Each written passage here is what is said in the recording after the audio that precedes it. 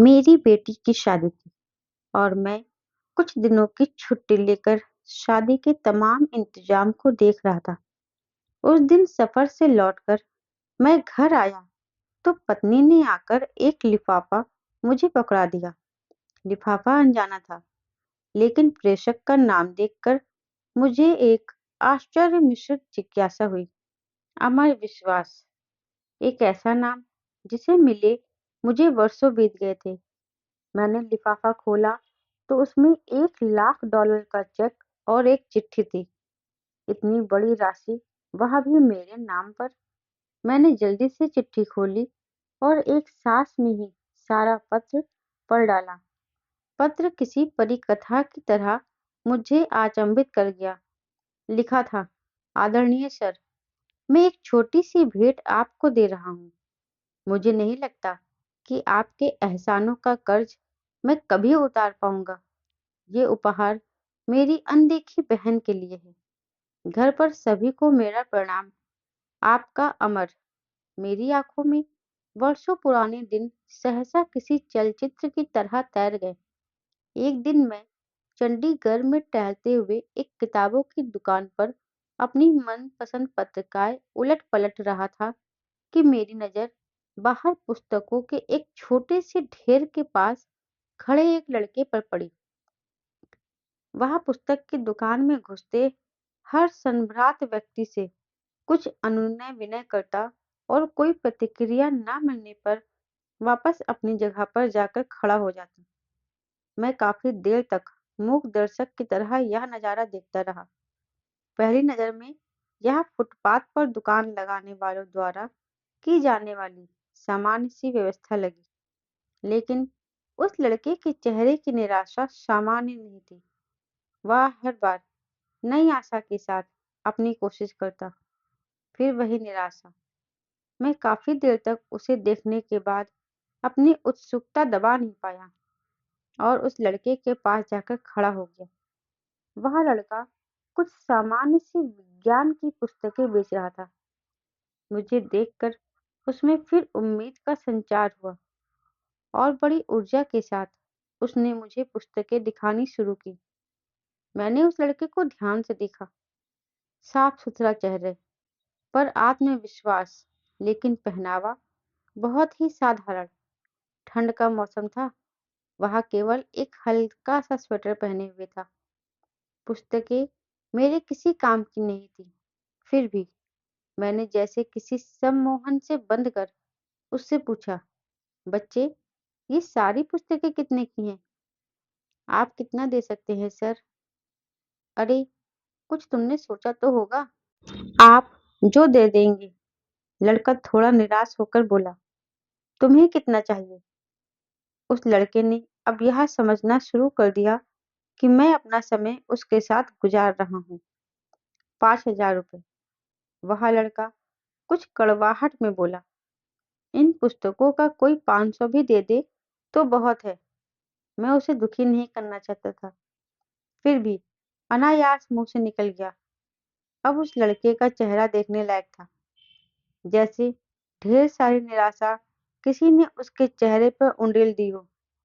मुझे अब अपने कहे पर पछतावा हुआ। मैंने अपना एक हाथ उसके कंधे पर रखा और उसे संतावना भरे शब्दों में फिर पूछा, देखो बेटे, मुझे तुम पुस्तक बेचने वाले तो नहीं लगते। क्या बात है, साफ साफ बताओ कि क्या जरूरत है? वह लड़का तब जैसे फूट पड़ा। शायद काफी समय निराशा का उतार चढ़ाव अब उसके बर्दाश्त से बाहर था। सर, मैं इंटर कर चुका हूँ। मेरे पिता एक छोटे से रेस्टोरेंट में काम करते हैं। मेरा मेडिकल में चयन हो चुका है। अब उसमें प्रवेश के लिए मुझे पैसे की जरूरत है। कुछ तो मेरे पिताजी देने के लिए तैयार हैं, कुछ का इंतजाम वह अभी नहीं कर सकते। लड़के ने एक ही सांस में बड़ी अच्छी अंग्रेजी में कहा, तुम्हारा नाम क्या है? मैंने मंत्रमुग्ध होकर पूछा, अमर विश्वास। तुम विश्वास हो और दिल छोटा करते हो। कितना पैसा चाहिए? 5,000। अब की बार उसके स्वर में दीनता थी। अगर मैं तुम्हें यह रकम दे दूं, तो क्या मुझे वापस कर पाओगे? इन पुस्तकों की इतनी कीमत तो है नहीं। इस बार मैंने थोड़ा हंसकर पूछा। सर, आपने ही तो कहा है कि मैं विश्वास हूँ। आप मुझ पर विश्वास कर सकते हैं। मैं पिछले 4 दिन से यहाँ आता हूँ। आप पहले आदमी हैं जिसने इतना पूछा। अगर पैसे का इंतजाम नहीं हो पाया, तो मैं भी आपको किसी होटल में कप प्लेट धोता हुआ मिलूंगा। उसके स्वर में अपने भविष्य के डूबने की आशंका थी। उसके स्वर में जाने क्या बात थी जो मेरे जहन में उसके लिए सहयोग की भावना तैरने लगी। मस्तिष्क उसे एक जालसाज से ज्यादा कुछ मानने को तैयार नहीं था, जबकि दिल में उसकी बात को स्वीकार करने का स्वर उठने लगा था। आखिर मैं दिल जीत गया। मैंने अपने पर्स से 5,000 रुपये निकाले, जिनको मैं शेयर मार्केट में निवेश करने की सोच रहा था। उसे पकड़ा दिए। वैसे इतने रुपए तो मेरे लिए भी मायने रखते थे, लेकिन ना जाने किस मोह ने मुझसे वह पैसे निकलवा लिए। देखो बेटे, मैं नहीं जानता कि तुम्हारी बातों में, तुम्हारी इच्छा शक्ति में कितना दम है, लेकिन मेरा दिल कहता है कि तुम्हारी मदद करनी चाहिए, इसलिए कर रहा हूँ।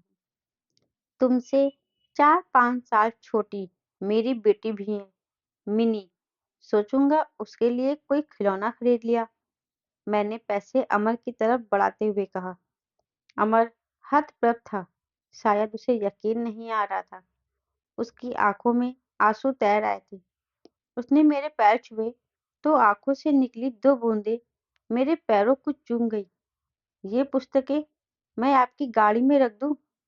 कोई जरूरत नहीं। इन्हें तुम अपने पास रखो। यह मेरा कार्ड है। जब भी कोई जरूरत हो तो मुझे बताना। वह मूर्ति बनकर खड़ा रहा और मैंने उसका कंधा थपथपाया। कार स्टार्ट कर आगे बढ़ा दी। कार को चलाते हुए वह घटना मेरे दिमाग में घूम रही थी और मैं अपने खेले जुए के बारे में सोच रहा था, जिसमें अनिश्चितता ही ज्यादा थी। कोई दूसरा सुनेगा तो मुझे एक भावुक मूर्ख से ज्यादा कुछ नहीं समझेगा। अतः मैंने यह घटना किसी को न बताने का फैसला किया। दिन गुजरते गए। अमर ने अपने मेडिकल में दाखिल की सूचना मुझे एक पत्र के माध्यम से दी।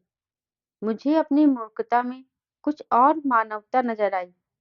एक अनजान सी शक्ति में, या कहे दिल में, अंदर बैठे मानव ने मुझे प्रेरित किया कि मैं 1,000-2,000 रुपए उसके पते पर फिर भेज दूं। भावनाएं जीती और मैंने अपनी मूर्खता फिर से दोहराई। दिन हवा होते गए। उसका संक्षिप्त सा पत्र आता, जिसमें 4 लाइन होती।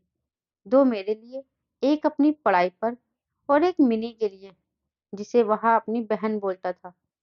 मैं अपनी मूर्खता दोहराता और उसे भूल जाता। मैंने कभी चेष्टा भी नहीं की उसके पास जाकर अपने पैसे का उपयोग देखूं। ना कभी वह मेरे घर आया।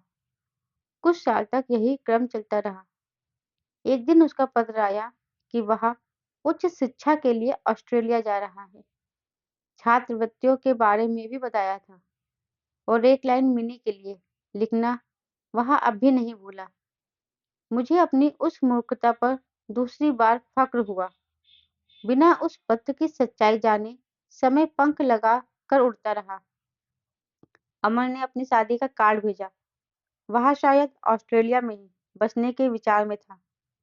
मिनी भी अपनी पढ़ाई पूरी कर चुकी थी। एक बड़े परिवार में उसका रिश्ता तय हुआ था।